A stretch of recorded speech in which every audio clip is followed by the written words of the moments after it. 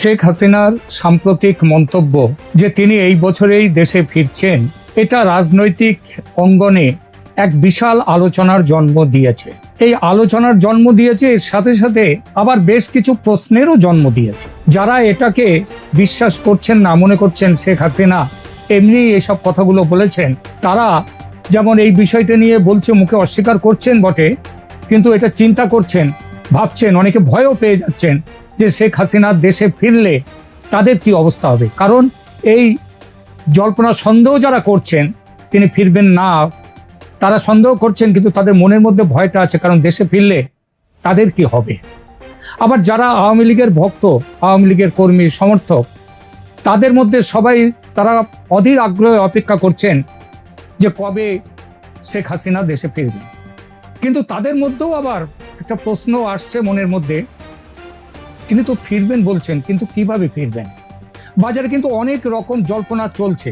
যেমন আমার কাছে এমন খবরও এসছে যে বাংলাদেশের বিষয়ে যারা চিন্তা ভাবনা করেন দেশে এবং বিদেশে, এমনকি পশ্চিমী দুনিয়ায় যারা বাংলাদেশের রাজনীতি নিয়ে চিন্তা ভাবনা করেন, তারাও পর্যন্ত বলছেন, তারাও যে শেখ হাসিনা তো এখনো পদত্যাগ করেননি। রাষ্ট্রপতি নিজে বলেছেন তার কোনো পদত্যাগপত্র, চিঠি নেই, পদত্যাগপত্র নেই। তাহলে তিনি তো অফিসিয়ালি এখনো বাংলাদেশের প্রধানমন্ত্রী। এবং অনেকে কিন্তু, অনেক ইউটিউবার শুধু নয়, অনেকেই শেখ হাসিনাকে তার উল্লেখ করবার সময় বলেন প্রধানমন্ত্রী শেখ হাসিনা।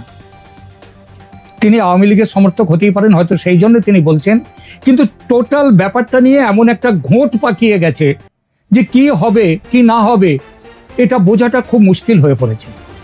যেমন যদি তিনি সত্যিই পদত্যাগ না করে থাকেন, তাহলে তিনি প্রধানমন্ত্রী আছেন এখনো, আর তিনি যদি প্রধানমন্ত্রী ডিফ্যাক্টো হয়তো নেই, ডিজোরে রয়েছেন।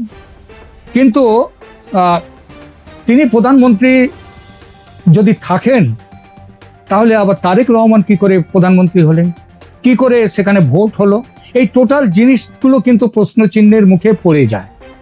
সুতরাং এই প্রশ্নচিহ্ন এবং বাংলাদেশের রাজনীতিতে সেখানটাতে আন্তর্জাতিক মহল এবং আন্তর্জাতিক পৃথিবীর অন্য শক্তি, অন্য দেশগুলোর শক্তি, বিশেষত আমেরিকার শক্তি সেখানে এমনভাবে কাজ করেছে এবং করছে এখনো, যে আমেরিকা যদি কোনো রকমভাবে প্রেসিডেন্ট ট্রাম্পের মুখ দিয়ে কালকে বেরিয়ে আসে, আরে ওসব এখনো তো Sheikh Hasina is the prime minister till now, আর কেউ বাংলাদেশের কারো মুখ দিয়ে কোনো প্রশ্ন উঠবে না।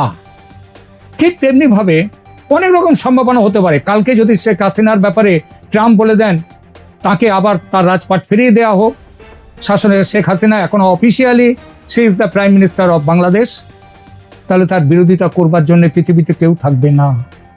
এই কথাটা যদি ভারত বলে, নিশ্চয়ই বিরোধিতার জায়গা থাকবে। কিন্তু আমরা সেই জায়গাটা যেমন মাথায় রেখে এখন অনেক জায়গা থেকে প্রশ্ন উঠছে, শেখ হাসিনা তো বললেন তিনি দেশে ফিরবেন, কিন্তু কথাটা হচ্ছে তিনি কোন কৌশলে দেশে ফিরবেন, কোন পরিস্থিতিতে দেশে ফিরবেন, দেশে ফেরার জন্য তার পেছনে কাদের সমর্থন আছে, নাকি কারো সমর্থন না নিয়েই তিনি স্রেফ নিজের ইচ্ছায় তিনি দেশে ফিরতে চাইবেন। দেশে ফিরলে কি হতে পারে সম্ভাব্য, বর্তমানে যেটা রয়েছে সেটা হচ্ছে দেশে ফেরার সঙ্গে সঙ্গেই তিনি গ্রেপ্তার হতে পারেন। গ্রেপ্তার হলে তার মাথার উপরে কি আছে, ইন্টারন্যাশনাল ক্রাইম ট্রাইব্যুনাল ঢাকায় তাদের যে মৃত্যুদণ্ড দেয়া আছে সেটা তার মাথার উপরে আছে। মৃত্যুদণ্ড কার্যকর হবে কি না, তিনি তাকে গ্রেপ্তার করার সাহস হবে কারোর কি না, সে প্রশ্নগুলোও কিন্তু উঠছে। আর যদি গ্রেপ্তার করার সাহস বাংলাদেশের কারোর না হয়, পুলিশের, প্রশাসনের, সেনাবাহিনীর, তাহলে প্রশ্ন ওঠে এই সাহসটা তাহলে হচ্ছে না কেন, তাদের কোন শক্তি তাদেরকে আটকে রাখতে পারে। শেখ হাসিনা, আমার নিজের বিশ্বাস, শেখ হাসিনা দেশে ফিরলে তাকে গ্রেপ্তার করার সাহস বাংলাদেশের কোনো শক্তির হবে না, সে সেনাবাহিনীরও হবে না। এমনকি সরকার, সেনাবাহিনী যদি সাথ না দেয়, সরকারের ক্ষমতাই নেই তাকে, তা সে তারেক রহমানের সরকার হোক আর যে সরকারই হোক, তাদের সাহস নেই, ক্ষমতা নেই শেখ হাসিনাকে গ্রেপ্তার করে। তাহলে এইবার প্রশ্ন উঠতেই পারে, আর সেনাবাহিনী যদি মনে করে যে না, শেখ হাসিনাকে গ্রেপ্তার করে আইনের শাসনকে তারা মান্য করবে, তাহলে কি হবে? সেই পরিস্থিতিতেও কি শেখ হাসিনা দেশে ফেরার সাহস সঞ্চয় করতে পারবেন? প্রশ্নটা করেছিলাম দিল্লির যিনি সাউথ ব্লকে চলাফেরা আছে খুব গভীরভাবে, এমন একজন সাংবাদিককে, আমার খুব পরিচিত, খুব প্রিয় সাংবাদিক, তাকে যদিও আমার থেকে বয়সে ছোট, কিন্তু অভিজ্ঞতায় সে, তার অনেক অভিজ্ঞতা এবং তার যথেষ্ট যাতায়াত আছে, কারণ একটি বিখ্যাত ভারতীয় দৈনিকের সঙ্গে তিনি যুক্ত। তার কাছ থেকে খবর পেলাম সাউথ ব্লকেও এই প্রশ্নটা কিন্তু আলোচিত হচ্ছে, এবং সেখানেও পর্দার আড়াল থেকে জটিল কূটনৈতিক ও সামরিক সমীকরণ নিয়ে কাজ কিন্তু শুরু হয়ে গেছে। শেখ হাসিনাকে কিভাবে ফেরত দেওয়া হবে সেই চিন্তা।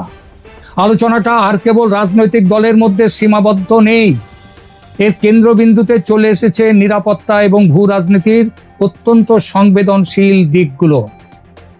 সাউথ ব্লকের একটা অংশের মতে বাংলাদেশে বর্তমান পরিস্থিতিতে, এই পরিস্থিতিতে সেনাবাহিনীর ভেতরে আওয়ামী লীগ এবং ভারত ঘনিষ্ঠ বলে পরিচিত একটি অংশ আছে।